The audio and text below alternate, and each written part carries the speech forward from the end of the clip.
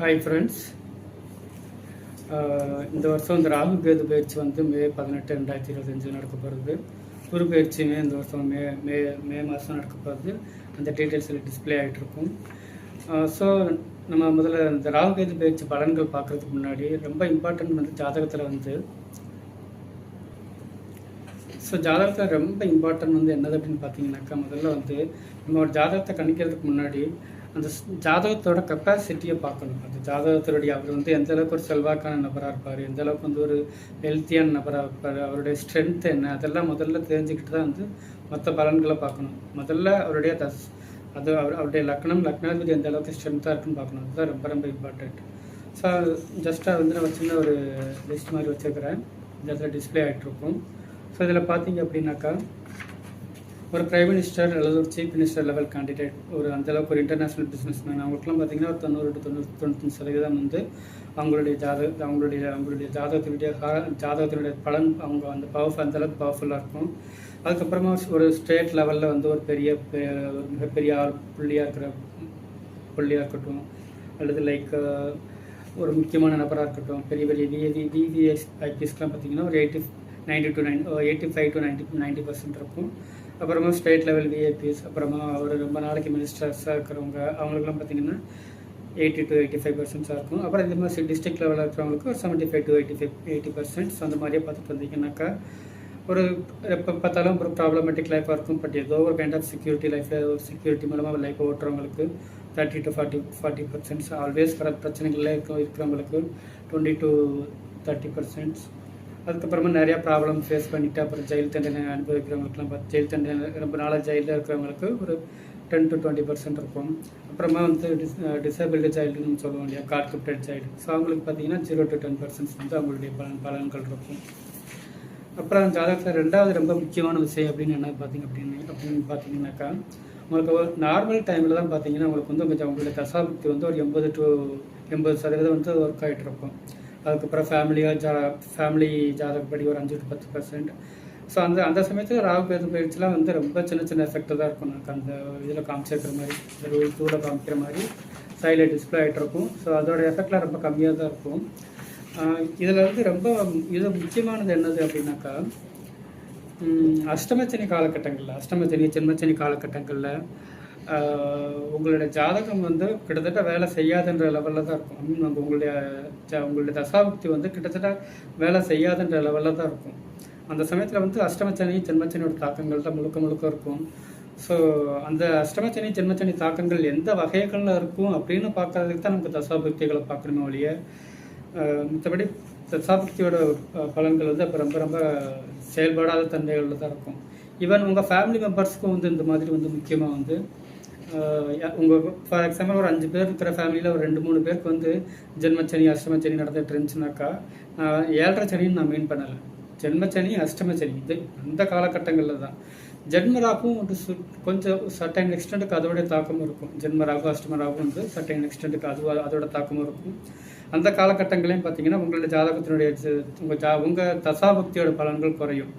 அதுக்காக கம்ப்ளீட்டாக குறைஞ்சிடாது.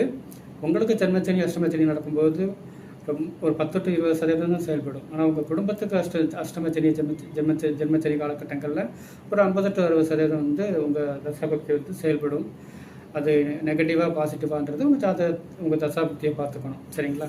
அப்புறம் ரூல் நம்பர் 3 ரொம்ப முக்கியமானது. இது வந்து அஷ்டமச்சனி ஜென்மச்சனியை விட இதோட தாக்கம் ரொம்ப கடுமையாக இருக்கும். இதை பற்றி பெரும்பாலான ஜோதிடர்கள் வந்து பெரும்பாலும் பேசுனதில்லை. ஸோ இதில் என்ன அப்படின்னு பார்த்தீங்க அப்படின்னாக்கா,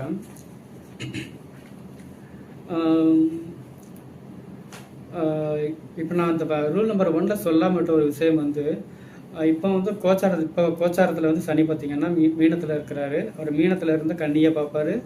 அப்புறம் 10ஆம் பார்வையால் வந்து தனுசை பார்ப்பார். இல்லை 10ஆம் பார்வையால் தனுசை பார்த்தா கூட இந்த இடத்துல வந்து குருவும் வந்து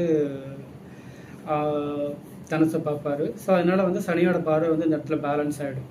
ஸோ ஒருவேளை உங்கள் லக்னாதிபதி வந்து ரூல் நம்பர் 1 படி உங்கள் லக்னாதிபதி வந்து ஒருவேளை வந்து மீனத்திலேயோ அல்லது கன்னியிலையோ இருந்தாருன்னா, சனியோட பார்வை வந்து 8 டிகிரி உள்ள முன்னாடி பின்னாடி 8 டிகிரி. ஸோ அரௌண்ட் என்ன ஆகுன்னா 16 டிகிரி, கிட்டத்தட்ட 1.5 வருஷம் டைம் வந்துடும்.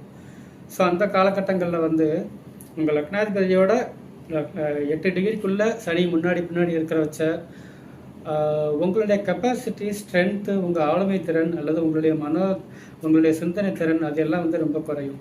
இது வந்து லக்னாதிபதிக்காக சொல்கிறேன்.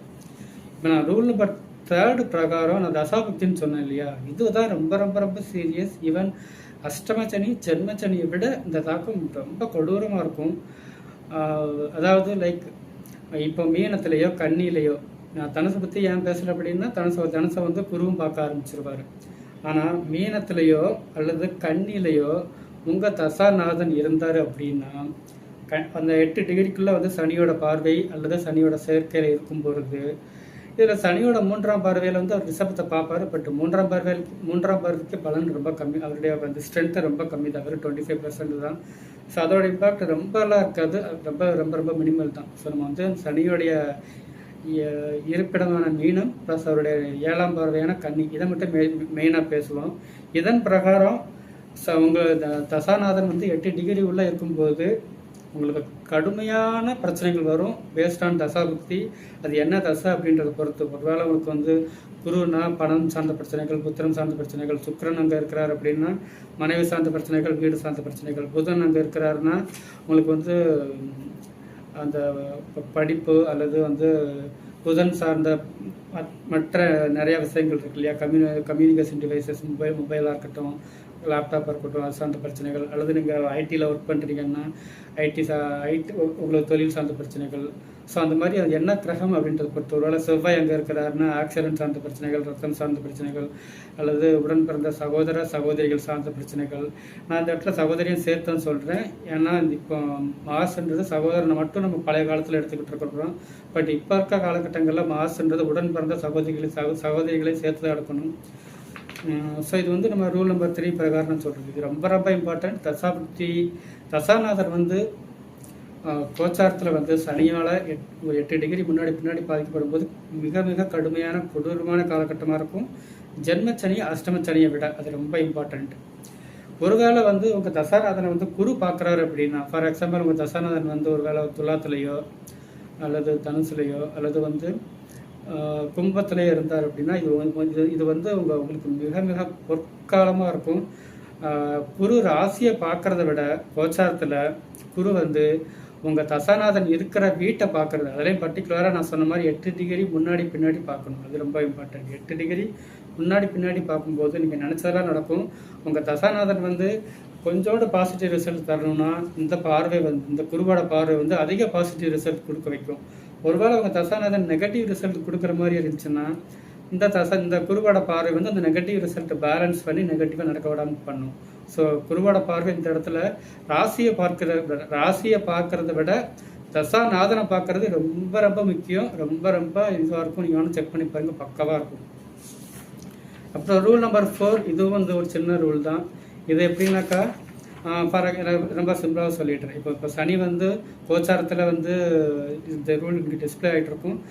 சனி வந்து கோச்சாரத்தில் வந்து மீனத்தில் இருக்கிறார், கண்ணியில் இருக்கிறாரு. ஸோ மீனத்தில் உங்களுக்கு ஒரு வேளை சுக்கிரன் இருந்தால் சுக்கிரன் சார்ந்த பாதிப்புகள் வரும். பட் ஆனால் இதெல்லாம் ரொம்ப மினிமலாக தான் இருக்கும். ஏன் அப்படின்னா முதல்ல வந்து தசாபுக்தி பலன்கள் தான் மேஜராக வந்து நிற்கும்.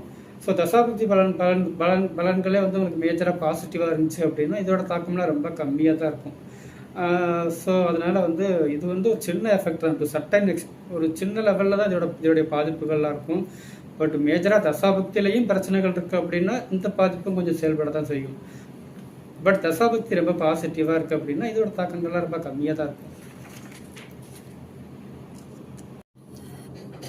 ஸோ சிம்மராசியை பொறுத்த மட்டும் ராகு வந்து 7ஆம் இடத்துக்கு வராரு, கேது வந்து ராசி உள்ளே வராரு. ஸோ கேது வந்து ராசி உள்ளே வர்றது வந்து ஒன்றும் கெட்டது கிடையாது. ஸோ அது நிறைய பேர் கேது வந்து வர்றது தப்புன்னு நினச்சிக்கிறாங்க. கேதுனால எந்த கெட்டதும் கிடையாது. ராகு 7ஆம் இடத்துல இருந்தால் கூட அது குரு பார்க்குறாரு, 11th ஹவுஸ்லேருந்து குரு பார்க்குறாரு. ஸோ அதுவும் ஒன்றும் கிடையாது. பட் என்ன பிரச்சனை அப்படின்னா சிம்மராசிக்கு வந்து அஷ்டமச்சனி நடக்கிறது. ஸோ அஷ்டமச்சனி நடக்கிறது வந்து ரொம்ப ரொம்ப கொடூரமான காலகட்டம். அதுவும் இப்போ பார்த்தீங்க அப்படின்னாக்கா இந்த சனி வந்து 8ஆம் இடத்துல இருக்கிறது வந்து ரொம்ப ரொம்ப இது. அந்த 8ஆம் இடத்துல வந்து பார்த்திங்கன்னா அது குரு கூட பார்க்கல. 8ஆம் இடத்துல இருக்கக்கூடிய சனியை வந்து குரு பார்க்கல. ஸோ அதனால் வந்து சனியோட தாக்கங்கள் ரொம்ப ரொம்ப கொடூரமாக இருக்கும். அதுலேயும் உங்கள் குடும்பத்தில் வேறு யாராச்சும் வந்து மீன ராசியாக இருந்தாங்க அப்படின்னா இன்னும் ரொம்ப மோசமான காலகட்டமாக இருக்கும். ஏன்னா ஒரே குடும்பத்தில் அட் டைமில் 2 பேருக்கு ஜென்மச்சனி அஷ்டமச்சனி இந்த மாதிரி நடந்துச்சுன்னா குடும்பத்தில் வந்து கடுமையான பிரச்சனைகள் இருக்கும். கடுமையான நன்மைகள் நடக்கிறதுக்கு கடுமையான தடைகள் இருக்கும். ஸோ இந்த காலகட்டங்களில் வந்து எந்த ஒரு முயற்சிகளும் எடுக்காதீங்க, எந்த ஒரு இன்வெஸ்ட்மெண்ட்டும் பண்ணாதீங்க, ஷேர் மார்க்கெட் பக்கம் போகாதீங்க. ஸோ அதனால் வந்து அஷ்டமச்சனியை பொறுத்த மட்டும் அஷ்டமச்சனியோட தாக்கங்கள் தான் முழுக்க முழுக்க முழுக்க அவங்களுக்கு செயல்படும். அதை ரூல் நம்பர் 2ல் தெளிவாக சொல்லியிருப்பேன். அதாவது உங்கள் தசாபுக்தியே செயலற்று போகும்னு தான் சொல்லியிருப்பேன்.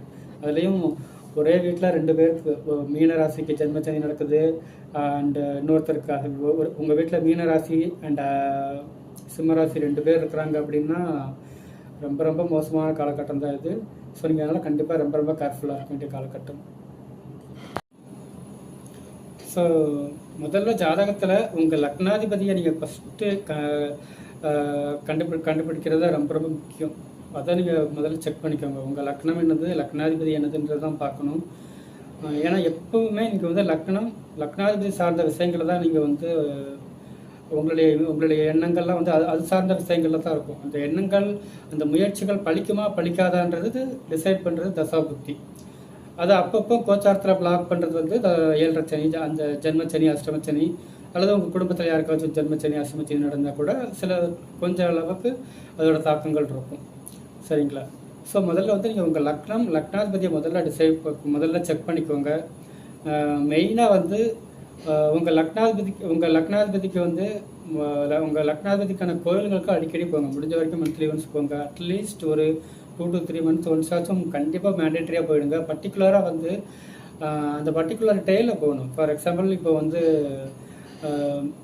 சூரியன்னா ஞாயிற்றுக்கிழமை சூரியன் சிம்ம லக்னம்லாம் நீங்கள் வந்து சிம்மாதிபதியான சூரியனுக்கு வந்து நீங்கள் ஞாயிற்றுக்கிழமை ஏர்லி மார்னிங் 6 to 7 இந்த சூரிய ஹோரையில் சூரியன் சார்ந்த கோயில்களுக்கு போகணும். சந்திரன் அப்படின்னா உங்களுக்கு வந்து லக்னாதிபதி சந்திரன் திங்கக்கிழமை ஏர்லி மார்னிங் 6 to 7. லக்னாதிபதி வந்து உங்கள் லக்னம் வந்து விருச்சிகம் அல்லது மேசம் அப்படின்னா செவ்வாய்க்கிழமை ஏர்லி மார்னிங் வந்து செவ்வாய் சார்ந்த கோயில்களுக்கு போகணும். புதன் அப்படின்னாக்கா புதன்கிழமை ஏர்லி மார்னிங் 6 to 7. இந்த மாதிரி நீங்கள் அந்த இதை ஆர்டரை பார்த்துக்கோங்க.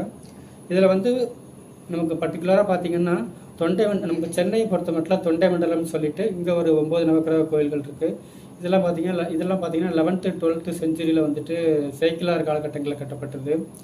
அதுக்கப்புறமா வந்து அதே மாதிரி கும்பகோணம் சார்ந்த சுற்றி ஒரு 9 கோயில்கள் இருக்குது, நவக்கிரக கோயில்கள் இருக்குது.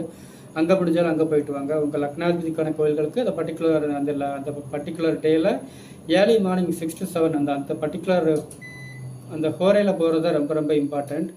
அதுக்கப்புறமேட்டா இது சதர்ன் டிஸ்ட்ரிக்ஸை பொறுத்த மட்டும் வந்து பார்த்தீங்க அப்படின்னா உங்களுக்கு வந்து அங்கே பெருமாள் கோயில்கள் இருக்குது. ஒரு 9 பெருமாள் கோயில்கள் இருக்குது. ஸோ அதில் அவங்க லக்னாதிபதி கோயில் எதுன்னு கண்டுபிடிச்சி அங்கே போங்க. ஸோ அதுதான் ரொம்ப ரொம்ப ரொம்ப முக்கியமான விஷயம்.